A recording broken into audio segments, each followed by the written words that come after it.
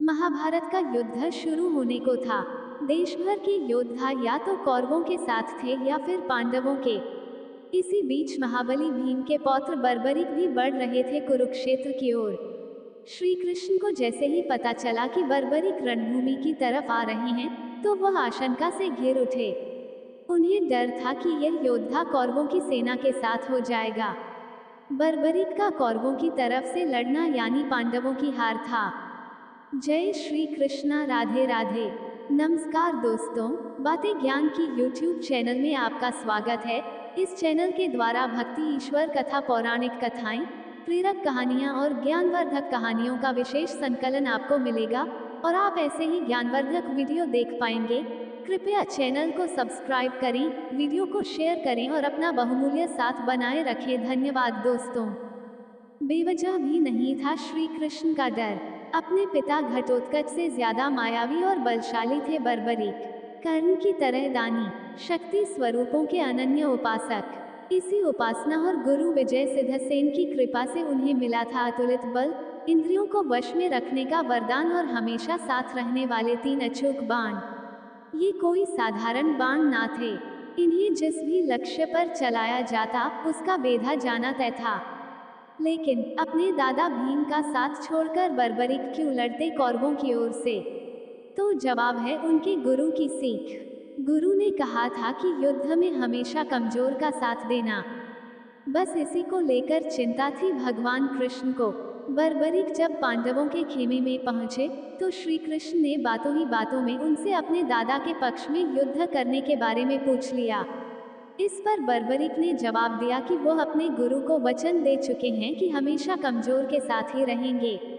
इस युद्ध में भी जो हारता दिखेगा, उसी के पाले में खड़े होकर वह युद्ध करने लगेंगे। साथ ही उन्होंने अपने 3 बाणों के गुण भी बताए। केवल 2 बाण विशाल से विशाल सेना का खात्मा करने के लिए काफी थे। ये सुनना था कि पांडव खेमे में खलबली मच गई। उन्हें लगा कि अगर कौरव हारने लगे, तो बर्बरिक कौरवों की तरफ से युद्ध करने लगेंगे। श्री कृष्ण को भी इस बात का भान था। उन्हें पता था कि इस धर्मयुद्ध में अधर्म की हार तय है, यानी कौरव पराजित होंगे। लेकिन जैसे ही बर्बरिक कौरवों को पराजित होता देखेंगे, तो अपने प्रण के मुताबिक उनकी ओर से युद्ध में उतर जाएंगे। श्री कृष्ण ने बर्बरिक से पूछा कि वह अगर युद्ध ही न करे तो? इस पर बर्बरिक ने जवाब दिया कि ऐसा नहीं हो सकता। वह योद्धा हैं और युद्ध तो करेंगे ही। गुरु को दिए वचन को भी निभाएंगे। इतना कहते हुए वह बाहर चले गए। पांडव खेमे में इसके बाद मंत्रणा हुई। तय हुआ कि श्री कृष्ण ही इस संकट से उबारने का हल तलाशें। श्री कृष्ण अगले रोज ब्राह्मण वेश में बर्बरिक के पास पहुंचे। तब वह ध्यान में लीन थे। उनके बगल में 3 बाण रखे थे। ब्राह्मण को देखकर बर्बरिक ध्यान मुद्रा से बाहर आए और चरणों में प्रणाम किया। ब्राह्मण ने पूछा, यहाँ पीपल के पेड़ के नीचे ध्यान मुद्रा में बैठे होने का क्या कारण है और तुम कौन हो? बर्बरिक ने उन्हें अपना परिचय देते हुए बताया कि वह युद्ध करने आए हैं। ब्राह्मण ने इस पर कहा, तुम्हारे पास तो केवल 3 बाण हैं। इनके सहारे युद्ध कैसे करोगे? इस पर बर्बरिक ने उन बाणों के अमोघ होने की पूरी कहानी सुनाई। ब्राह्मण ने पीपल के पेड़ की तरफ उंगली दिखाते हुए कहा, मान लो ये पीपल का पेड़ एक विशाल सेना है और इसके सभी पत्ते एक एक सैनिक। कैसे तुम इन बाणों से उन्हें बेधोगे? इस पर बर्बरिक जैसे ही अपने बाणों का चमत्कार दिखाने के लिए धनुष उठाने को मुड़े, श्री कृष्ण ने पीपल का एक पत्ता अपने पैर के नीचे छुपा लिया। बर्बरिक ने अपने धनुष पर एक बाण चढ़ाया और पीपल के पेड़ की तरफ छोड़ दिया। सभी पत्तों पर निशान लग गए। इसके बाद जैसे ही उन्होंने दूसरा बाण छोड़ा, सभी पत्ते जमीन पर जा गिरे और तीर ब्राह्मण के पैर में जाकर लग गया। ब्राह्मण के पैर से खून रिसता देखकर बर्बरिक हैरान हो गए। उन्हें अंदाजा हो गया कि यह कोई साधारण ब्राह्मण नहीं, अन्यथा इनकी मौत हो गई होती। बर्बरिक ये सब सोच ही रहे थे कि ब्राह्मण बने श्री कृष्ण ने कहा, तुम्हारे बाण अचूक और चमत्कृत करने वाले हैं। महाबली, क्या इस ब्राह्मण को कुछ दान नहीं दोगे?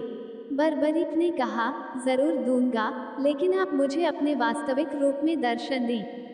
श्री कृष्ण ने जैसे ही अपना रूप दिखाया, बर्बरीक उनके पैरों पर गिर पड़े और बोले, भगवान, जो मांगना हो मांगे। श्री कृष्ण ने उनका शीश मांग लिया।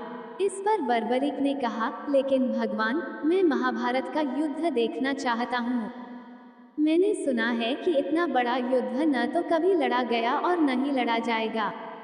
यह अवसर मुझसे मत छीनिए। इस पर श्री कृष्ण ने कहा कि धड़ से अलग होने के बाद भी शीश जीवित रहेगा। आंखें सब देख सकेंगी और कान सब सुन सकेंगे। ये सुनते ही बर्बरीक की इच्छा पूरी हो गई और उन्होंने तलवार से अपना शीश काटकर भगवान श्री कृष्ण को दे दिया।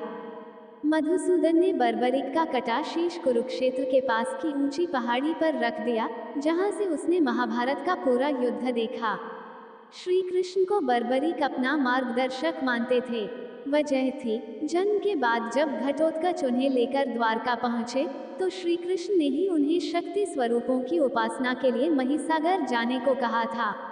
बर्बरीक ने वहीं पर शक्ति स्वरूपों की उपासना की और गुरु विजय सिद्ध सेन की सिद्धि पूरी होने तक उनकी रक्षा की थी। इसी के प्रतिफल में वह अजेय बन सके थे। महाभारत के युद्ध में जब पांडवों को विजय मिली, तो उनमें श्रेय लेने की होड़ मच गई। युधिष्ठिर कृतज्ञ हो रहे थे वासुदेव के प्रति। वहीं भीम को लग रहा था कि उन्होंने ही धृतराष्ट्र के पुत्रों को मारा है और इस वजह से युद्ध का परिणाम उनके पक्ष में आया। दूसरी ओर अर्जुन भी श्री कृष्ण के प्रति ही कृतज्ञ रहे।